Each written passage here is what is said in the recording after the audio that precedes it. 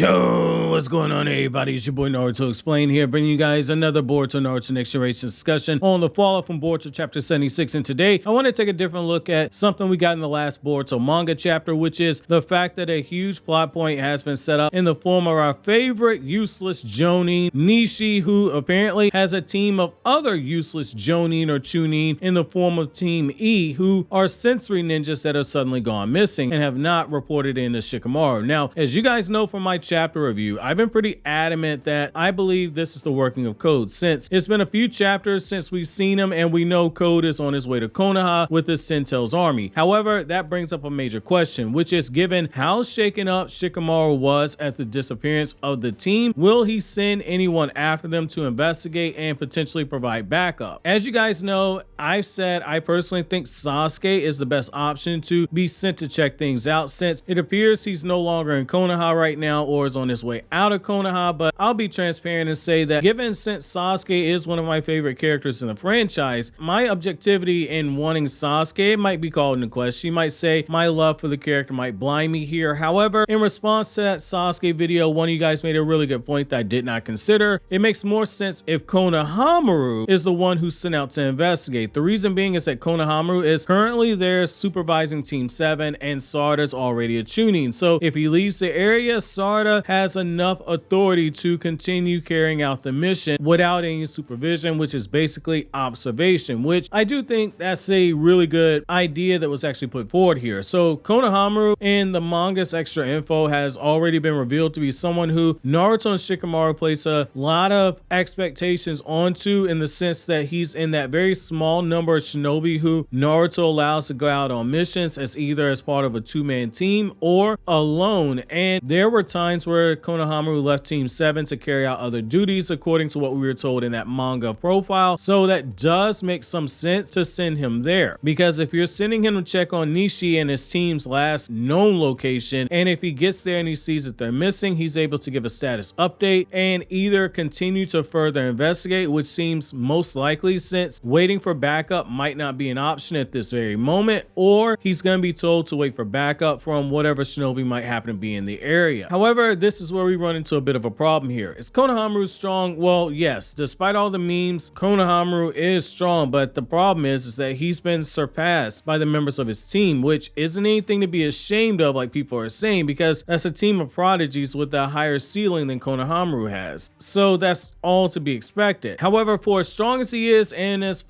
experienced as he is, fighting a 10-tailed soldier, that might be more work than even Konohamaru could do, because he isn't even as strong as the Boruto era Kage, who have made it openly clear that they can handle a 10-tails level threat, but Konohamaru doesn't scale anywhere close to that. So what exactly would be the benefit to Konohamaru being thrown to the wolves in this situation like this? Well, if he's thrown into the fire while waiting for backup, it at least gives a ticking clock and it raises the stakes a bit more while waiting for someone to arrive and provide backup to push off those 10-tailed soldiers, depending on who's actually sent his backup. If you send Kiba, Konohamaru's dead. If you send Naruto, he's got a fighting chance. It also allows Konoha to learn of the existence of those 10-tailed soldiers, which right now they currently don't know exist, because Ada has been more preoccupied with Kawaki than using her Senryuan, which further adds to the dramatic irony that has been written into the story, because we as the audience know Code is out there and isn't a lone wolf anymore because he has an army with him, but the main cast, they don't know that information. The other thing this does is it gives us a chance to raise the stakes and inject a bit of action into what's occurring currently, because even though we're taking the Tenchi Bridge and Search of Tsunade approach those arcs, they still had smaller skirmishes sprinkled in. It would also give us a moment that so many Konohamaru fans, all 101 of them, have been waiting on, which is that moment where we can look and say, this guy, he's pretty awesome, and use that as the defining fight that shows that he's worthy of being the sensei to the children of 4 legends in the Naruto world, Team Kakashi and Orochimaru. When you think of your favorite Naruto character, chances are you can think of that one fight that you show somebody where they pull out some really insane jutsu and they kind of test their mettle and you say, see, this guy's pretty good. Konohamaru doesn't have that right now. So far, it's been a quiet whimper for Konohamaru. He was useless against Ao. He used the Rasengan on Kashi watching Koji before he was cooked up for the car inner members invitational barbecue contest, and that's pretty much it. Even in the anime, when you add in the anime scenes, his shining moment was against Jugo and being the only Jonin who was able to stand back up after Ishika's attack, despite Konohamaru being the one leading the charge and likely taking a brunt of that attack due to his positioning when it was being summoned. Everyone else is KO'd, Konohamaru got up. There hasn't been that moment of celebration for Konohamaru or for his fans. This could be that moment, and honestly, it's a good opportunity to just go through what Masashi Kishimoto said back when Boruto's manga first came out, and he did that sit down with Weekly Shonen Jump, saying that no character from Naruto's generation is safe from being killed off if it means adding more attention to the story and raising the stakes, which that should be the case because no character should be safe, so as to allow the story to have ultimate freedom from a writing perspective. It would also explain why during the manhunt for Kawaki we see Sarda and Mitsuki clearly pissed off looking for Kawaki and confronting Kawaki who has blood on his face. We see Team 10 confronting what appears to be Kawaki. We see a bunch of older Chunin running around looking for someone, but we never actually see Konohamaru doing any of those panels. For Sarda and Mitsuki to leave the area where they've been watching Boruto, Kawaki, Ada, and Damon, it has to be something big. Maybe Konohamaru is still left behind. It's possible, but you'd think if something happened to Boruto and we literally see Kawaki in the bushes like he's a wild Pokemon, Konohamaru would be out there as well, just out of responsibility for Boruto since he is his teacher, and to Kawaki leaving the village that extends the parameters of this mission. Could he be left behind to simp for Ada? It's possible. As I said, when everyone got pissed off saying he got reduced to a simp and they're saying his character was being ruined, it was actually in line with his character from Naruto's manga where he was mostly used for comedic relief, outside of less than a handful of moments where he briefly stunned one of the pains with a Rasengan, which people tend to misremember as him destroying a pain, and a couple other moments in the story where he provided dialogue that wasn't meant to be humorous. So him staying behind and realizing Ada doesn't have OnlyFans because she's only 16, that makes a lot of sense right there. However, there's an easy layup right there to have him check in on Nishi, perhaps see the claw marks left behind, further investigate what happened, and then realize that Code is in the land of fire before Code's 10-tailed soldiers draw him into a battle. If we have Konohamaru fighting like a madman, potentially doing very well in that fight, and it leads to Code coming out of one of those claw marks, you could have this man killed and put out of his misery so the third Hokage stops rolling around in his grave in shame, or you could further show Code's evolution into a great villain by not necessarily having him kill Konohamaru. That's the low-hanging fruit, but instead beat him within an inch of his life, drag him through the claw marks, and hold him hostage like a Disney princess, and use him as a bargaining chip against Konoha to, at worst case, draw Boruto out of hiding. While it would be a huge blow for Konohamaru, going from being the first chronological rival to Naruto in the manga, since he declared himself Naruto's rival before Sasuke was ever introduced in the manga, to go from that to being Rapunzel from a Disney fairy tale needing to be rescued from the big bad guy, it's a bitter pill to swallow for Konohamaru fans, but who knows, maybe that inspires Konohamaru to learn a new jutsu or two. Honestly, I can see why some of you guys want Konohamaru there because there are a few different outcomes that it can take things narratively. I do worry a bit though, just based on the short-term memories a lot of fans have, that if Konohamaru becomes the newest Disney princess joining the ranks of Rapunzel and Belle and Snow White and etc., if he's held hostage like that, that might do more harm than good to Konohamaru's character, just because you had a bunch of fans expecting him to be something other than what he's always been in manga format, which is comedic relief outside of one or two moments where he's shown flashes of combat skill, which is what we've gotten so far in Boruto's manga. Comedic relief and